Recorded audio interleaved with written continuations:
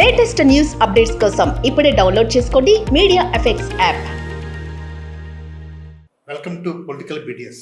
ఇప్పటి వరకు దేశంలో సగం శాతం ఎన్నికల ప్రక్రియ పూర్తయింది. ఇంకా సగం భాగం ఎన్నికలు జరిగే అవకాశం ఉంది. ఇప్పటి వరకు జరిగిన ఎన్నికలు ఎలా జరిగాయి, ఎవరి వైపు ముగ్గుగా ఉంది ఏంటన్నది ఈ పొలిటికల్ బిహైండ్ ద సీన్స్లో మనం తెలుసుకుందాం. దీనికి ప్రముఖ పొలిటికల్ అనలిస్ట్ కపిల్ సురవరం గారు మనతో ఉన్నారు.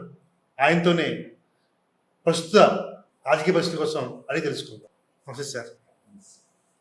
ఇప్పటి వరకు సగం ఎన్నికల ప్రక్రియ ముగిస్తుంది. దీనిపై ఎలా ఉండబోతుంది? ఇప్పుడు మనకు నంబర్ ఆఫ్ ఫేజెస్ చూసుకుంటే సగం ఫేజెస్ ఇంకా ఫినిష్ కాలేదు, కానీ నంబర్ ఆఫ్ సీట్స్ చూసుకుంటే సగం పైగా సీట్స్ ఆల్రెడీ పోలింగ్ వెళ్ళాయి. అది కాక ఇప్పుడు వరకు పోలింగ్ వెళ్ళిన సీట్స్ చాలా క్రిటికల్ ఆర్ స్వే చేసే సీట్స్ ఉన్నట్టుగా మనం అనుకోవచ్చు. దీని ద్వారా మనకు ఎలక్షన్స్ ఎట్టుపోతున్నాయి అనేది ఒక అంచనా వేసుకోవడానికి అవకాశం ఉంది. సర్వే నంబర్స్ కాకుండా ఒక మేజర్ లీడర్స్, ప్రైమ్ మినిస్టర్ మాట్లాడుతున్న పద్ధతి, అపోజిషన్ లీడర్స్ మాట్లాడుతున్న పద్ధతి వాళ్ళ కాన్ఫిడెన్స్ ని చూపిస్తుంది. అదేవిధంగా వాళ్ళ స్ట్రాటజీస్ ఏం ఇంప్లిమెంట్ చేస్తున్నారు, ఎలా ముందుకెళ్తున్నారు అనే దాన్ని బట్టి కూడా మనం ఒక అంచనాకి రావడానికి అవకాశం ఉంది. ఇప్పుడు మనం నేషనల్ వైడ్ గా చూసుకుంటే కనుక బీజేపీ ముందు 400 సీట్స్ క్రాస్ చేస్తామని చెప్పి ఒక అనౌన్స్మెంట్ చేశారు. ఆర్టికల్ 370 ని గుర్తు చేసే విధంగా 370 సీట్స్ దాడతామని చెప్పి ఇంకోసారి అది మార్చారు. ఈ రెండు కూడా చూస్తుంటే వాజ్పేయి గవర్నమెంట్ అప్పుడు ఇండియా షైనింగ్ కి అయిన రిజల్టే ఉన్నట్టు కనిపిస్తుంది. కొన్ని నెలల క్రితము బీజేపీకి ఉన్న ఊపు ఇప్పుడు ఉన్నట్టు కనిపించట్లేదు.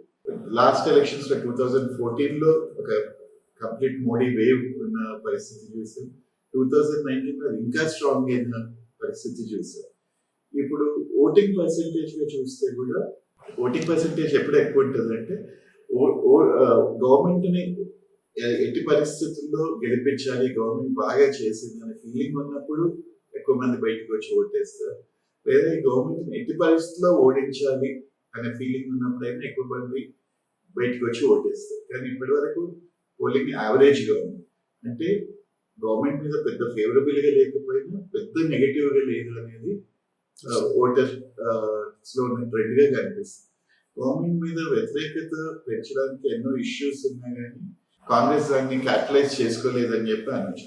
ఇప్పటి వరకు అవి పోలైన సీట్స్ లో మన అంచనా ప్రకారము ఒక 20 సీట్లు పైసారి వచ్చిన దానికన్నా బీజేపీకి తక్కువ వచ్చే అవకాశం ఉన్నట్టు కనిపిస్తుంది.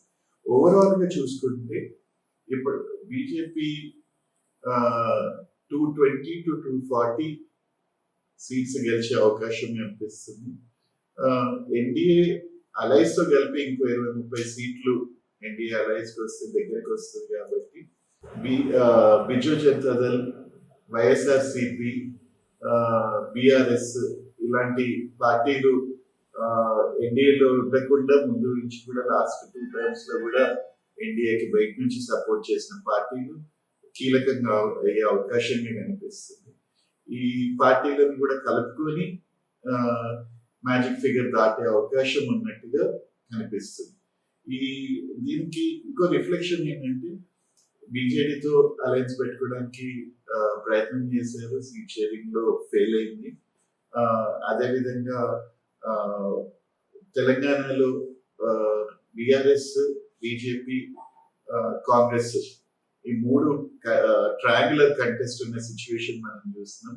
ఈ ట్రయాంగులర్ కంటెస్ట్ లో బిఆర్ఎస్ తో అలయన్స్ పెట్టుకుంటే మైనారిటీ ఓటు కంప్లీట్ గా కాంగ్రెస్ కి వెళ్తుంది. కాబట్టి ట్రయాంగులర్ కంటెస్ట్ లోనే బీజేపీకి బెనిఫిట్ ఉండే అవకాశం ఉంది. కాబట్టి అలయన్స్ పెట్టుకోకుండా ముందుకెళ్తున్న పరిస్థితి చూస్తున్నాం.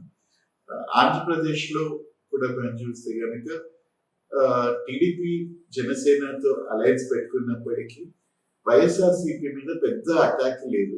మొదటి మీటింగ్ లో అసలు ఏ మాత్రం కూడా అటాక్ లేదు. ఇప్పుడు కూడా నేమ్ సేక్ గా అటాక్ ఉంది మోడీ కొంతవరకే. కానీ అదే విధంగా వైఎస్ఆర్సీపీ కూడా పెద్ద అటాక్ లేని సిచ్యువేషన్ మనం చూస్తాం. సో ఇవన్నీ చూస్తుంటే గవర్నమెంట్ లక్షణాలు, రూలింగ్ పార్టీ లక్షణాలు కూడా ఈ పార్టీలన్నింటినీ కలుపుకోవాల్సిన పరిస్థితి కనిపిస్తున్నట్టుగా, వీటన్నిటితో కూడా ఫ్రెండ్లీ రిలేషన్స్ మెయింటైన్ చేసే డైరెక్షన్ లో మూవ్ అవుతున్నట్టుగా కనిపిస్తుంది.